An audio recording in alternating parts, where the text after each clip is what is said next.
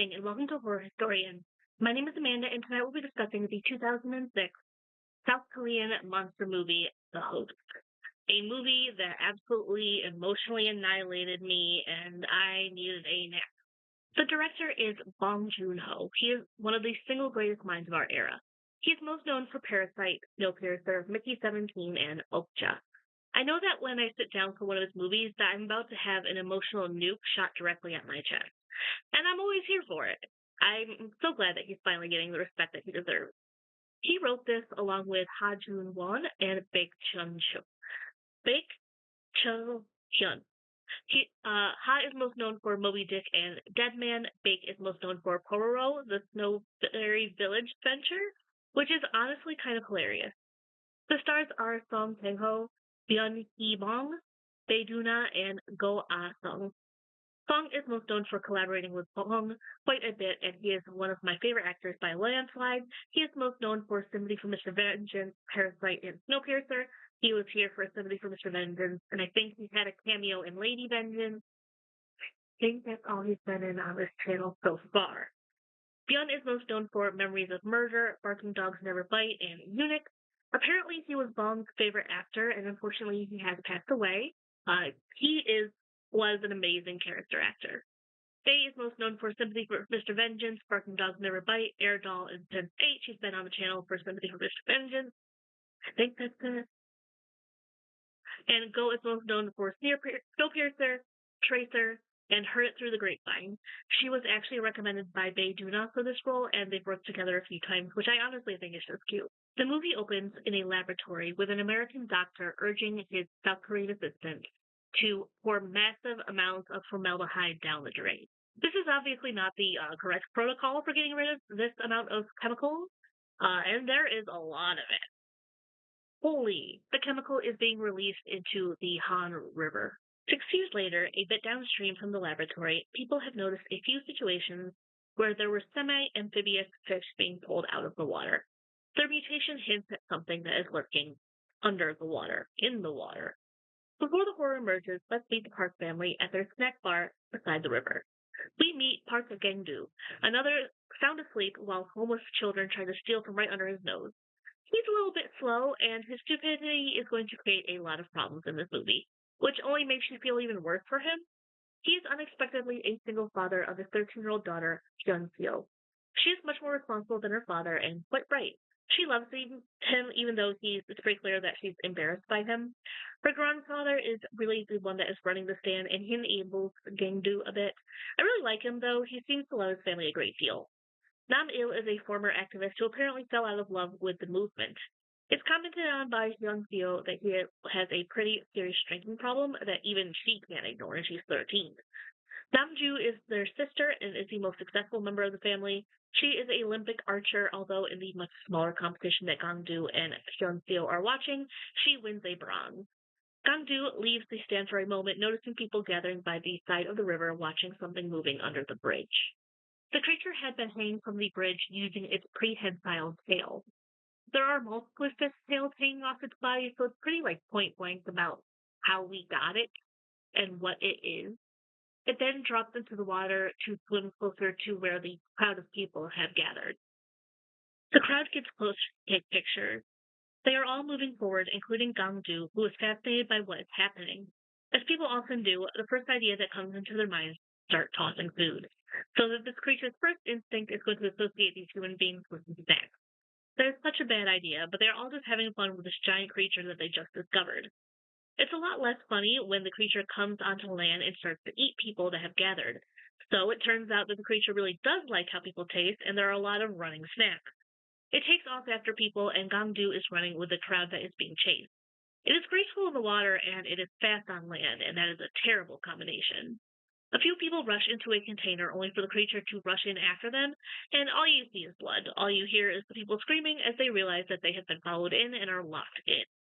Gangdu teams up with some white guy, and they find some pretty terrible weapons to try and fight back, but it's what they got. Their defense may be small, and I'm sure it was more annoying than anything else. But the white guy doesn't make it, and Gangdu accidentally brings attention to himself. Hyun-seo remains blissfully unaware of what is happening right outside her door. She's still focused on television watching as Nam-ju wins her medal. She's still happy to see that she has placed even if she thinks she should have gotten one gold. She leaves the stand and walks right into chaos. In his panic, Gangdu runs to grab his daughter's hand, but also in his panic, he grabs the wrong hand and drugs the wrong child. He leaves his daughter directly in the path of the creature. Although the creature seems to devour her, it honestly seems to be saving some of these people for later. Dragged into the drainage pipe, Hyun-seo is able to find a pipe that she's able to hide inside. It is just out of reach of the creature. Out of all the bodies that are collected, there's only one other person alive down there. A young boy that we are introduced to as being a homeless boy whose older brother has been killed by the creature. They were hiding in a drainage pipe trying to survive, only to end up in a worse situation. I'm getting ahead of myself though. Gangdu does grieve among the other survivors, along with his brother and his father. They are all devastated with the loss of Han Pyo. She was really kind of what held the family together, other than the father. They all would do anything for her, so it is incredibly hard to lose her. Namju arrives and presents her niece with the bronze medal that she won, and it's all very sad to watch. The mass funeral brings a lot of people in, including the United States versus Korea. They insist that anyone that came into contact with Creature quarantine themselves for a period of time. It is believed that the creature has a virus that could seriously impact the health of the society. So for the time being, Gangdu is put in a plastic bag. At night, Gangdu gets a call from his daughter. She had complained at the very beginning that her phone barely worked. Though the call is brief, it gives him the information that he needs, that she is somewhere in the sewer system, and that she is alive. That's already a big step. Desperately, he tries to get anyone to listen to him to go and find his daughter. But they pay him absolutely no attention. They keep talking about his illness, but we have yet to see a single moment of him actually being ill. He's frustrated and scared that his daughter is going to die, while being given a small amount of hope.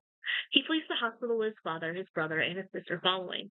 Their escape sparks a manhunt. Their faces are all over the news, and they are framed as being dangerous, but not intentionally so. That they are scared and sick, and they are in danger to society due to the illness and some things that the uncle got involved with. Beneath the streets, Hyun-seo is not having an easy time. There is no food. She survives by water that trickles down to where she is hidden. She dreams of her family gathered around her and sharing a meal. At least she's not alone. Siju is there, but he is younger and not exactly helpful. The Park family scrambles to arm themselves thanks to the father's connections, which was a surprise. They manage to slip back inside of the snack hut and huddle to discuss what their next course of action is going to be. Gangdu drifts off to sleep while his father talks about how at some point he had been fairly clever. Apparently, he had not eaten enough protein growing up, so it actually caused decline in intelligence, and there is actually some basis to this claim. They go creature hunting, but the creature also ends up on their front door. The family opens fire, but their bullets only seem to annoy the creature, and the skin must be so thick, more like an alligator. The father ends up with Gangdu's gun, being told that there was one bullet left in the chamber. So when the creature comes running at him, he's really disappointed in his son one last time because there is no bullet left, and he ends up being killed right in front of his 3 adult children. Chaos erupts, Gangdu's buildings bolt in opposite directions as the USFK arrives and comes for them. Gangdu doesn't have the energy to run, devastated by the loss of his father. He also put so much effort to try and kill the creature only to utterly fail. Gangdu just kind of accepts that he has been taken in. The siblings end up running in different directions, determined to rescue Gangdu and Hyun-seo from their respective confinements. Gangdu is now in USFK custody, and the military has released statements stating that he's being treated well. Nam-il reaches out to a former student activist contact, hoping that he can trace Hyun-seo's last cell phone activity. His nickname back during his activism days was Fat Guevara, which is honestly hilarious. He's now an office worker, but just the person to help Nam-il. Except that he isn't actually an ally, and he's already notified the authorities that he was going to meet with him. It's a setup, but it does give him real information. He takes off, and he is being followed. He jumps, and honestly, I thought he died. But he lives, just in a lot of pain, texting Namju where the last ping went off. She's near Wonhil Bridge. He needs a little bit of time to rest this pain off. Namju wakes up and pulls herself out from where she's been hiding, in one of the support structures for a bridge. She registers herself when she gets the coordinates and goes to try and save her niece. Trying to get Hyun-seo from a giant fish creature seems more doable than trying to get Gangdu out from wherever the government is keeping him, and also he's a grown man, so they figure they're gonna save the kid. At the hospital, Gangdu is unable to do anything as two doctors discuss his fate in English. Unbeknownst to them, Gangdu is actually more proficient in English than they would expect. So he can understand some of the things that they are saying about him, and they have been testing him all day. The doctors reveal something that we kind of already expected, that there is no actual virus. It's all a hoax to distract the public away from the creature. It's redirecting the fear, and it's all a ploy. It also keeps people afraid enough that they aren't going to try to talk to any of the people that have been exposed, meaning that they aren't getting first-hand accounts of exactly what happened. They are planning on using a chemical called Agent Yellow to contain the virus, or at least that's the story that the public is getting. I'm sure that adding more volatile chemicals to the river will definitely make everything fine. Horrified, Gangdu struggles against this restraint as the word hoax and virus really start to drill into him. The doctors look at each other and decide that a lobotomy is probably the best way to handle the situation. I wasn't entirely sure if he was actually lobotomized, but I'm pretty sure he was. It just didn't have any of the usual effects that one would expect. He's coherent, and there's no real change to his personality after all that happened. Like, he's fine enough that he can take our nurse hostage and break out of the hospital to go get his daughter once and for all, which I wouldn't expect from someone who had a successful real lobotomy. Hyunseo knows that they are running out of time. Siju is growing increasingly weak, probably a mixture of malnutrition, exposure, and probably an infection just based on the fever and everything. Hyunseo summons the last of her strength to try and escape, using clothes and something heavy to kind of like try and get herself up. She also uses the creature as a launch. It wakes up and just kind of picks her up. And up until this point, the creature had been kind of just keeping them for the hell of it. It then sets Hyunseo with Siju and then just eats them. Hyunseo attempts to protect the little boy from the worst of it. Above ground, Gangdu, Nam-il, and a small group of people willing to help arrive at the location of Agent Yellow drop site. As the agent spreads across the water surface, the creature starts to respond. It gets on land, but it's struggling. Gangdu had been following it and grabs onto his daughter's hand when he gets close enough. He gives a strong pull and is able to pull her and Siju out. Everyone finally gets their chance to beat the monster up, including Namju, finally getting her archery moment, something that was obvious from the very beginning. At least this time, she was successful. Hyunseo is dead, though. At some point, while being transported around in the mouth of the creature, she had passed away. Siju is alive, though, but he's not the focus of this moment, so we are once again dealing with the loss of a child. Namju and Namil are particularly broken up about this after the creature is most certainly dead. In many ways, the creature's end is tragic. It was an animal driven to hunger and associating humans with food that they were throwing at it. It is exposed to a chemical that is at least reminiscent of the real world Agent Orange, and I can't imagine that was an accident. Agent Orange was a herbicide that was used by the U.S. during the Vietnam War. It was used to attempt to clear out any areas that Vietnamese soldiers might be hiding. The Vietnamese Red Cross reports that about 4 million Vietnamese people were exposed to the chemical at the time, and about 3 million people have suffered health effects ranging from cancer to birth defects since then. We meet Gangdu months later, and he is still living on a snack sack, even though the winter has come. He has adopted Siju. They have both lost their family due to the creature, and Siju needed somewhere to go. It's honestly a bit of a touching moment for them. Like, that's a good ending. I wasn't mad about it one bit. Still, Gangdu is nervous about what noise he hears out on the water. There's no telling what Agent Yellow might have caused to happen. There's no saying what is going to happen to the rest of the animals in the water, to the people that live along the Han River, or what will be made up by the government when that time comes. It's nothing for now, but there's no promises that can be made in the future. 11. So this was actually the first Bong Joon-ho movie that I saw, and it really kind of early solidified that I was going to love the stuff that he made. There's a lot of commentary about the government just lying to hide things, especially mistakes that they make.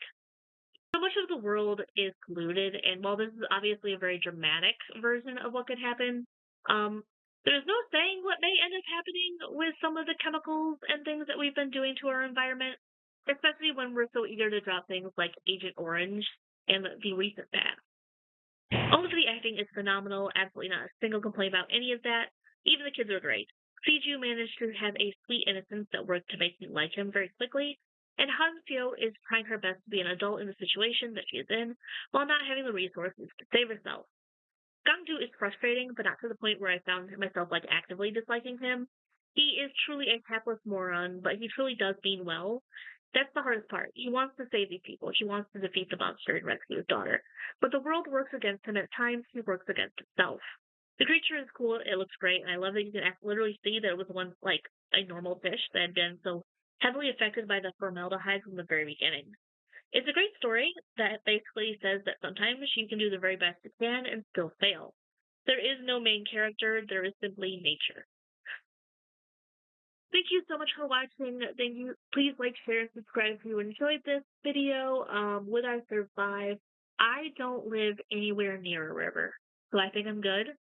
Yeah, I didn't go like that far offland, and I'm like a good like 2 miles away from the closest river, so I think I'm good. I don't think it's gonna bother me.